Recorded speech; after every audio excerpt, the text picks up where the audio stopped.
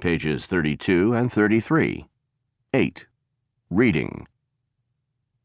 An out-of-this-world vacation.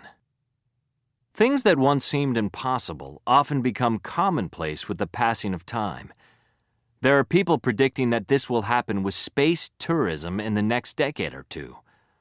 Some are even investing in and developing space tourism technology, believing that space tourism will be the next big thing. They imagine a future in which space travel will have become a reality for millions of ordinary people. At the moment, space tourism is only a possibility for the incredibly wealthy. In 2001, American multimillionaire Dennis Tito paid $20 million to become the first space tourist. After 8 months of rigorous training, Tito traveled aboard a Russian capsule that was launched by an American company called Space Adventures. He then spent 7 days aboard the International Space Station.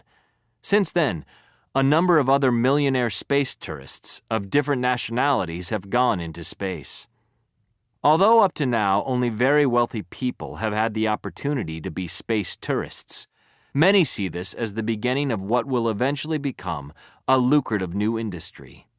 There are several companies that have already invested millions of dollars in developing new, reusable launch vehicles. Their goal is to lower launch costs enough to make it possible for the average person to buy a ticket to space. The Japanese Rocket Society, for example, has set a target price of 1 million yen, about $10,000.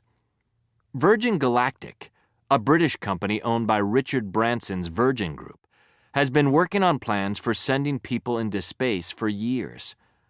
The company is about to begin testing of their 8-seat spacecraft and expects that they will have worked out any problems by 2020.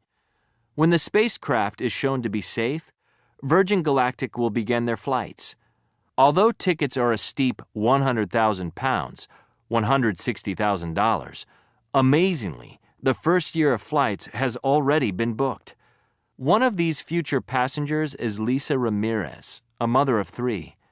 When asked why she was prepared to spend so much money on a galactic flight, Ramirez explained, "I'm 58 years old, and by the time this happens, I will have been dreaming of going to space for at least 45 years.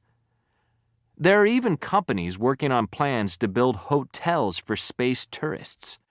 The Shimizu Corporation, a giant Japanese construction company, has detailed plans for a hotel they expect to complete by 2020. They believe that by then, they will have created a 63-room hotel which will orbit 279 miles, 450 kilometers, above the surface of Earth. The hotel will slowly spin in order to produce enough force to simulate Earth's gravity.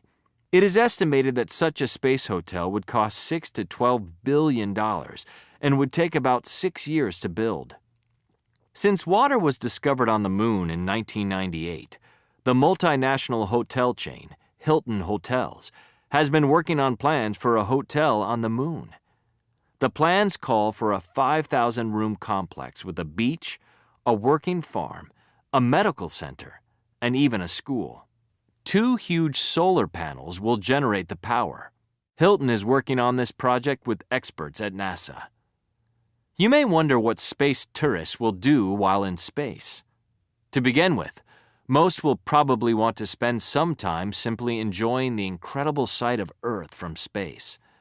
After that, no doubt they will spend some time gazing at the amazingly bright stars and will take a spacewalk or two. When space tourists have had their fill of observing, they are likely to spend hours amusing themselves floating and doing acrobatics in the zero gravity of space. This zero gravity could provide endless recreational opportunities, including swimming in a zero gravity swimming pool in which people move through a floating mass of water. With so much research, energy, and money being poured into space tourism, it is clear that it is a matter of when, rather than if, space tourism will become a reality.